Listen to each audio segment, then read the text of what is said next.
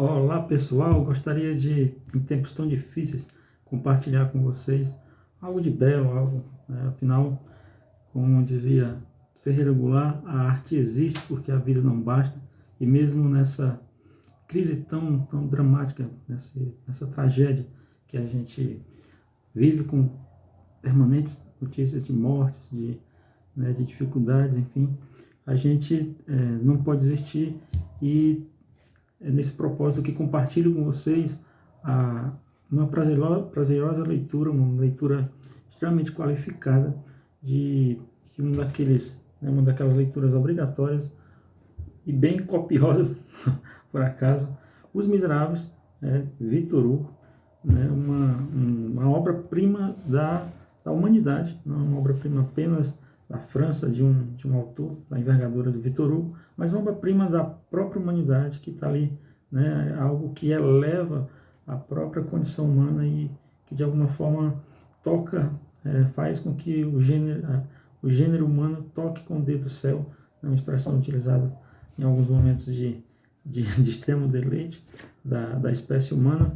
E essa obra era uma obra que já estava, cuja leitura já estava devendo há muito tempo, né, e que por acaso também eu estava esperando para ver se dava para ler no original. Consegui realmente uma edição muito interessante, essa Flammarion, né, Flammarion, que é da própria França e uma editora francesa que traz essa série classique, né, e dos volumes, com 4 volumes, que são Os Miseráveis, dos volumes esse Miseráveis, né, a obra-prima, a obra máxima de Victor Hugo, que também tem o Corcunda de Notre Dame, que é uma outra obra muito famosa dele. E a respeito dessa obra, queria compartilhar com vocês a leitura e algumas considerações.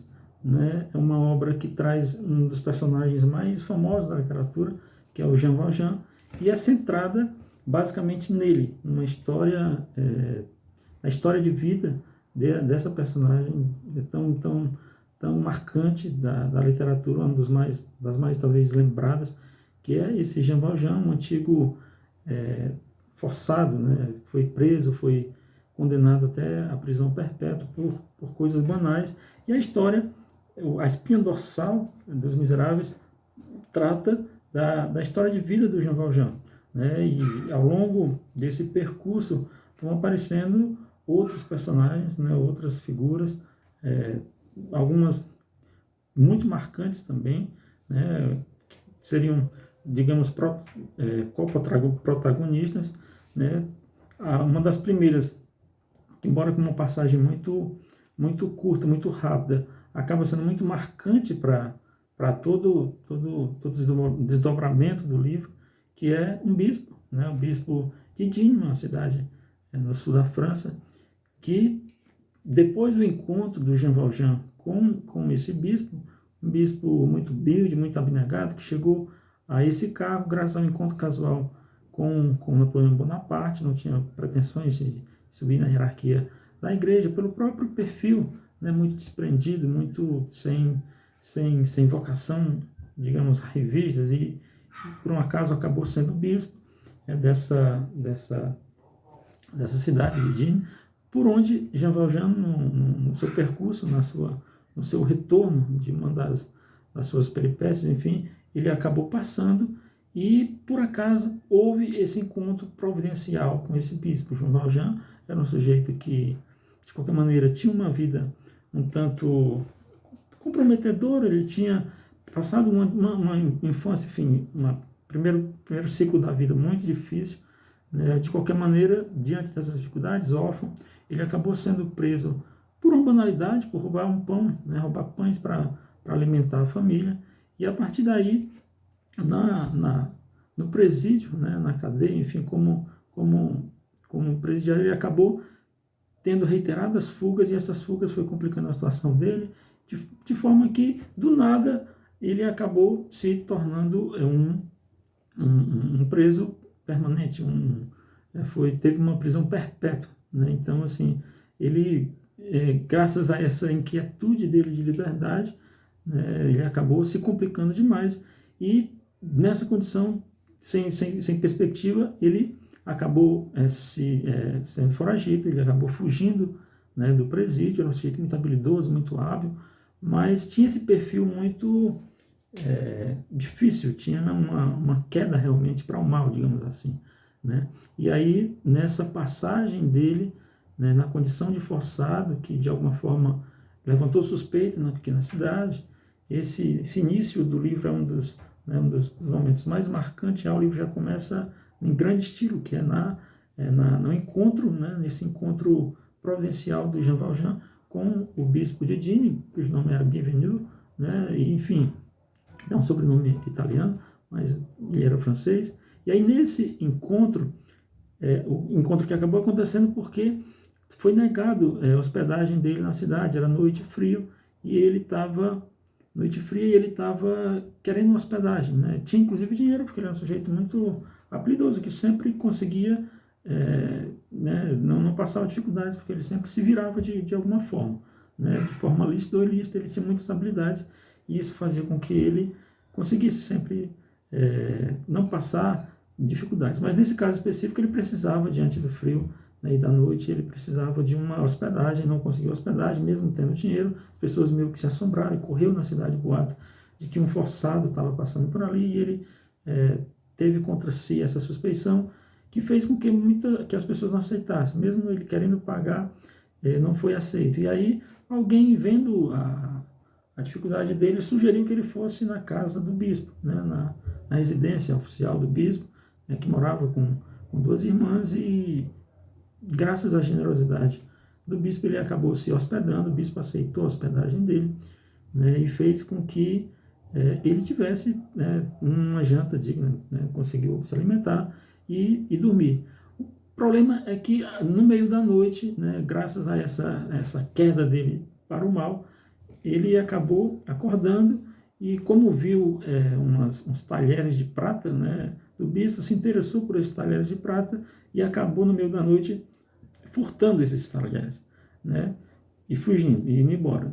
Só que nessa fuga dele, ele acabou sendo preso pela polícia, que o trouxe de volta, porque, né, já sabia onde ele estava, e quando a polícia o apresentou para o bispo, acordado no meio da noite, o bispo, tamanha sua generosidade, meio que protegeu, né? Tentou protegê-lo, disse que na verdade ele não tinha furtado os talheres de prata, que na verdade os talheres tinham sido dados por ele próprio, bispo, para o Jean Valjean, e era deles, e eram legítimos porque ele teria dado. Então, assim, ele mentiu para ajudar o Jean Valjean, inclusive reforçando que ele teria esquecido, além dos talheres, ele teria esquecido uns candelabros de prata também, que seriam valiosos, enfim. Então, esses candelabros ele acabou dando para ele, dizendo: leve também, né, leve também esses objetos que são seus, eu tinha lhe dado.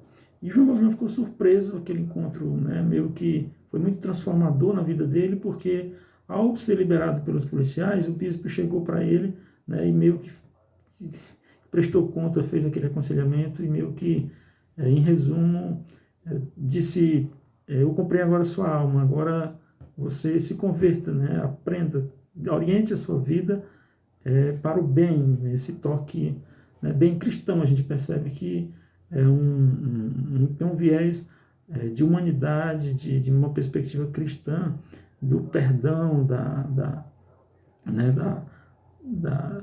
da alteridade, do altruísmo, de colocar-se no lugar da pessoa e ter essa generosidade bem típica de um cristão autêntico, né? Então foi graças a esse perdão que o Jean Valjean foi tocado, e logo depois a gente percebe que isso vai transformando a vida dele realmente, mesmo que no começo ele tenha alguma dificuldade, porque ainda no caminho, no percurso da fuga, ele acaba deparando com uma criança que teria perdido, né, que caiu umas moedas, ele acaba pegando as moedas. A gente percebe que ainda tem aquele ímpeto, né, de se apropriar do alheio, aquele ímpeto, né, de uma malandragem, de uma certa perversão humana, mas logo depois se arrepende, meio que nesse percurso dele, né, ele vai se redimindo, né, esse perdão, né, que o bispo deu para ele, tocou tanto ele que ele vai se transformando no ser humano melhor. Né? E nesse propósito a gente vê que o livro vai realmente demonstrando, revelando um resgate da própria alma dele. Né? Ele vai se transformando no ser humano melhor. E aí, um dos pontos mais importantes é o encontro dele também com uma moça, né? que a Fantine. Né? Fantine era uma jovem, né? que morava em Paris, acabou tendo uma filha, tendo dificuldades, voltando para essa cidade, para uma pequena cidade, né? do interior da França, e deixando a filha dela, que é a Cosette, né? numa estalagem, com uma família que tinha uma estalagem em outra cidade, e nisso ela, por acaso, encontra nessa outra cidade para que o Jean Valjean já tinha se mudado, encontra o Jean Valjean, deixando a filha dela com os Thénardier, que são figuras muito importantes. Então, essas personagens, Jean Valjean, Fantine, Cosette e essa família Thénardier, são, de certa forma, a base da principal parte, né, da primeira parte, pelo menos, do grande romance, que é Os Miseráveis. Então, a Fantine encontra Jean Valjean noutra condição, porque a partir dessa transformação do encontro dele com o bispo, ele se torna outra pessoa, inclusive assume uma identidade falsa e se transforma, por acaso, pela habilidade dele e tal, no prefeito dessa pequena cidade. Ele tem a ascensão, consegue montar uma fábrica lá de pedras semipreciosas, enfim, que acaba exportando e servindo, né, oferecendo a essa cidade uma base econômica para que ela prosperasse, graças a essa prosperidade que vem com essa atividade que o Jean Valjean capitaneia. Ele se transforma num sujeito importante, também acaba sendo prefeito. E na condição de prefeito, ele encontra outro personagem que é igualmente importante, né? Que é o Inspetor Javert. O Inspetor Javert aquele sujeito que desde o começo, desde a fuga, no primeiro momento do Jean Valjean, um inspetor muito severo, muito rigoroso, muito legalista, extremamente voltado para a formalidade da lei, aquele sujeito irrepreensível dentro do padrão, sempre persegue Jean Valjean. Né? Então, o Javert é aquela figura que está sempre assombrando o Jean Valjean em sua fuga quase permanente, né?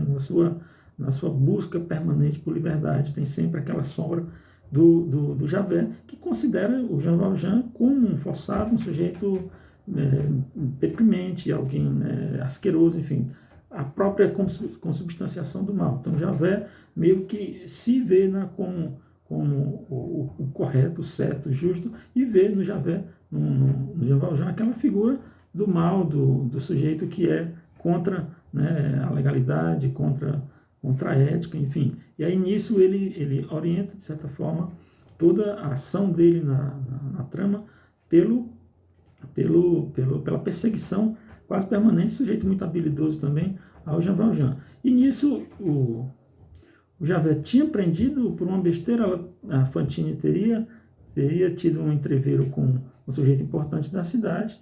Na verdade, até justamente ela acabou se rebelando, bateu no sujeito, jogou umas pedras nele, e por conta disso ela foi presa, e sendo presa, houve esse encontro dela com o prefeito, que tinha autoridade, e sabendo do que aconteceu, o prefeito acabou libertando a Fantine, né, e sabendo da história dela e se aproximando, né, inclusive prestando a ajuda a ela, que ela ficou doente, ele cuidou dela, né, na medida do possível ele prestou toda a assistência a ela, e soube da existência da filha dela, que estava nessa estalagem dos Thénardiers, que são pessoas muito ruins, maltratavam demais essa criança delas, mesmo que ela não soubesse, inclusive a exploravam demais, de certa forma extorquiam ela, né, para ficarem cuidando dessa criança, e ela acabava tendo que ceder porque gostava muito da criança e, de certa forma, não podia. Então, o Jean Valjean cuida da Fantine até que ela adoece, piora, e aí morre, mas antes da morte dela, ele se compromete a cuidar da filha dela. Né? E depois que ela morre, por um episódio também que levantou uma especial suspeita, o Javert começou a suspeitar que ele era o Jean Valjean, né? E depois de certa forma, até abrir mão dessa suspeita, porque teriam encontrado alguém que seria o Jean Valjean, o verdadeiro Jean Valjean, e quando Javé disse isso para o Jean Valjean, ele ficou muito surpreso. O sujeito ia ser julgado, ia ser condenado certamente em outra cidade, como se fosse ele. E ele percebeu que isso era muito injusto, né? Que isso era muito incorreto para acontecer. Então, diante da transformação que ele vinha sofrendo, ele foi levado a ir até o julgamento do sujeito, e nesse julgamento ele se declarou que ele próprio era Jean Valjean e não aquele sujeito, né, que os outros teriam reconhecido, que eram parecidos de certa forma, mas ele se declarou e logo depois voltou para a cidade, né, voltou para a cidade dele, que isso aconteceu em outra cidade, e descobriram, portanto, que ele era o Jean Valjean, e foram atrás dele. Então Javert já conseguiu um mandado de prisão para ele, e quando já, o Javert foi prendê-lo, né, ele conseguiu fugir, né, ele fugiu da cidade. Então assim, ele chegou no auge como prefeito, como sujeito, né, muito influente, e acabou fugindo, né, e nessa fuga ele foi até, já morta a Fantine, ele foi até, passou pela estalagem dos Thénardiers e conseguiu, de certa forma, pegar de volta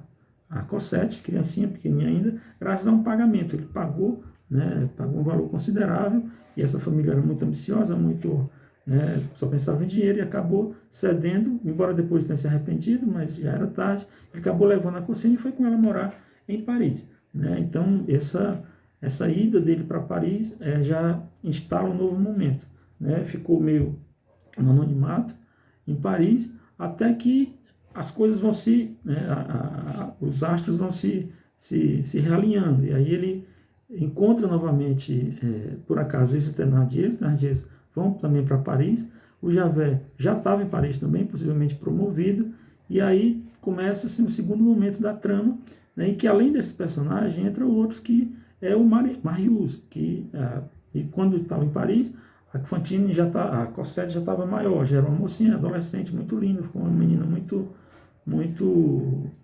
bela, e aí surgiu um pretendente para ela, esse jovem, né, Marius, era filho de um nobre, de um aristocrata, enfim, que já estava muito velho, mas era um avô cujo pai, né, o pai desse Marius, teria morrido na guerra, na Batalha de Waterloo, né, e teria uma gratidão muito grande por um sujeito, que era, por acaso, o Thénardier, que no momento lá que ele estava capturando, ia morrendo, esse Thénardier, cujo propósito não era nem ajudar, né, o pai de Marius, mas como estava com medo ele meio que foi flagrado, ele juntava os espólios lá. Na verdade, ele meio que catava o que sobrava, e se fosse pego nisso, ele poderia até ser punido, e meio que ele, para fingir que não estava simplesmente vilipendiando os espólios, simplesmente, enfim, roubando o que tinha sobrado, ele acabou ajudando esse coronel, né, que na época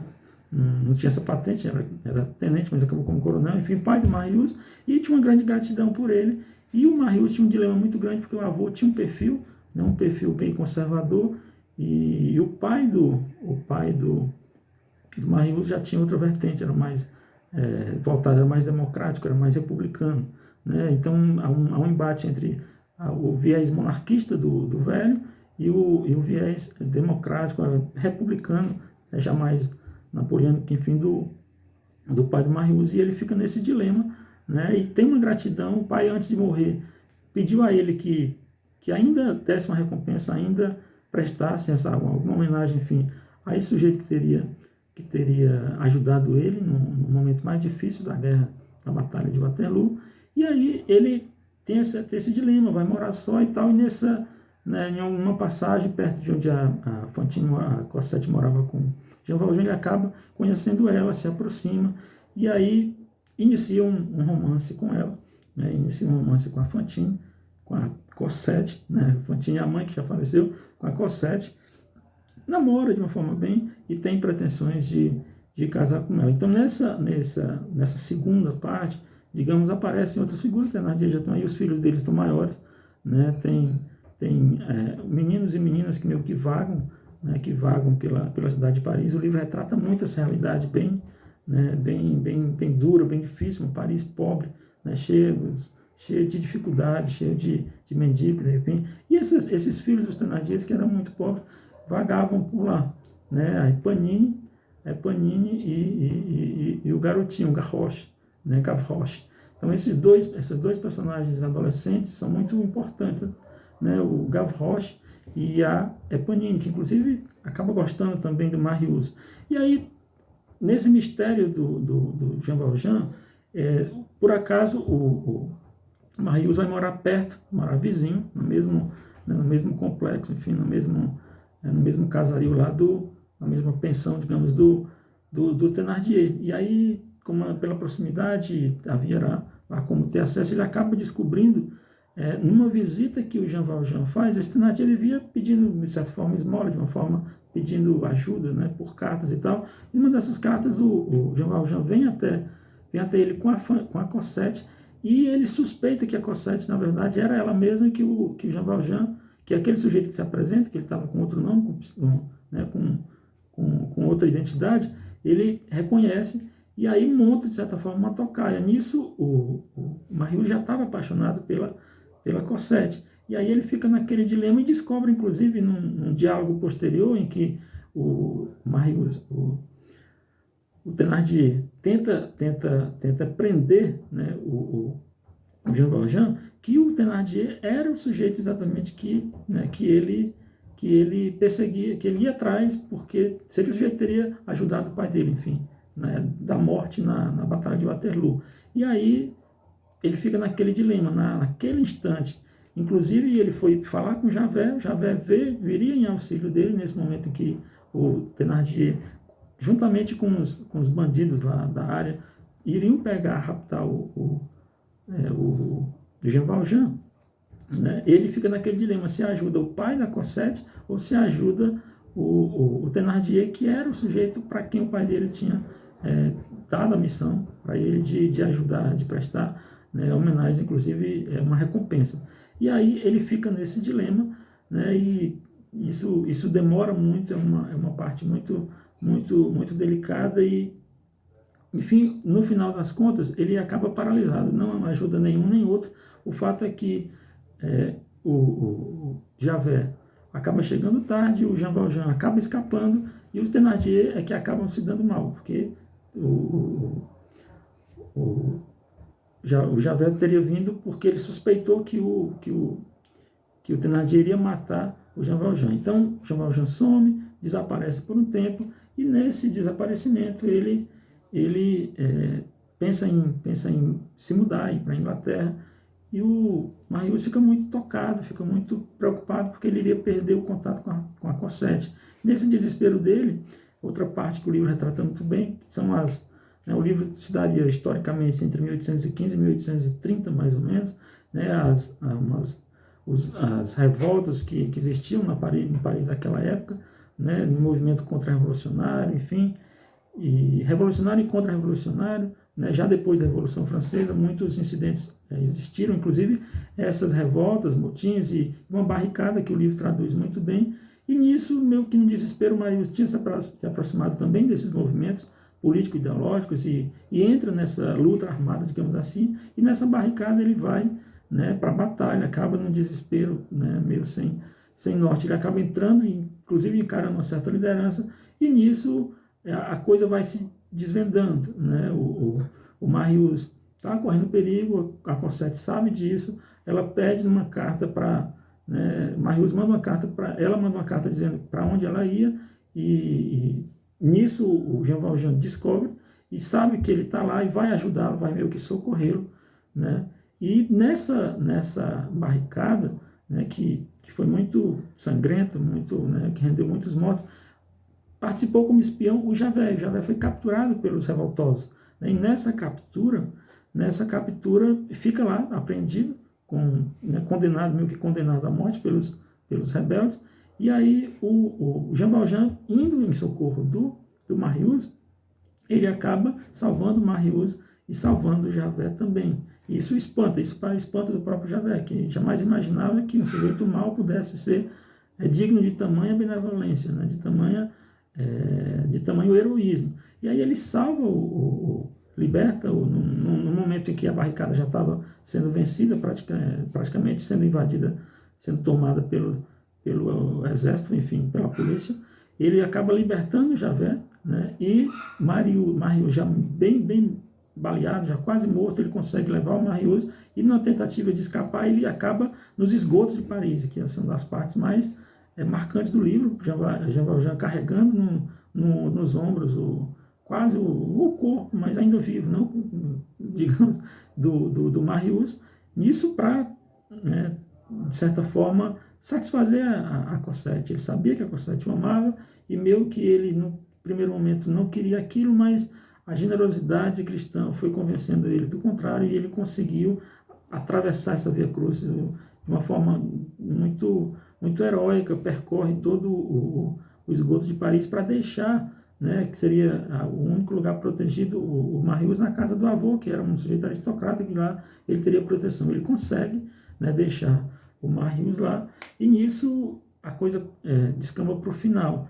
Realmente o Marius escapa, né, e na saída, inclusive, do esgoto, o Jean Valjean se depara com o Javert, né, e o Javert, vendo aquilo, sabendo que é ele, o prende, né, e aí ele pede que pelo menos, né, deixe ele entregar a Marius na casa dos avós, que do avô, que estava muito mal. O Javert, né, já com uma certa malevolência, além do que normalmente ele tinha, concede, né, essa possibilidade de o Jean Valjean levar o Marius até a casa do avô, e uma vez entregue na casa do avô, atende a mais um pedido do Jean Valjean, que é o pedido de se despedir da Cosette, então, e de ir em casa, enfim. Ele permite. Quando o Jean Valjean chega em casa, o Javert fica esperando, e ele vai, mas quando volta, o Javert já foi embora, meio que, né, deixa para lá, meio que abandona essa ideia de prendê-lo. E isso gerou no Javert uma crise, né, existencial, um dilema muito grande, né, que acabou levando ao suicídio. Ele acaba, fica entre a questão social, né, política e do dever jurídico de prender o fugitivo, né, e ao mesmo tempo de recompensar aquela generosidade, aquela atitude, né, de salvar a vida dele.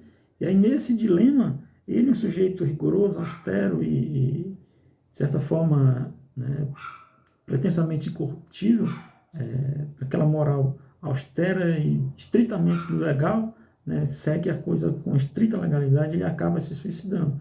E nisso a coisa vai tomando um novo rumo. O Marius volta para Cosette, eles desejam casar, as famílias se conhecem, e a coisa vai rumando a um final feliz.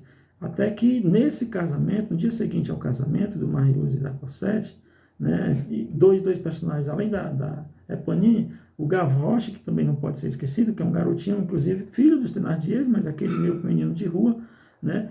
É muito importante, a passagem dele é curta, mas muito marcante, porque no meio da rua ali, ele tem alguns encontros muito interessantes, tanto com o Marius quanto com o Jean Valjean, e ele acaba, né, participando dessa barricada e ganhando uma certa aura de heroísmo, porque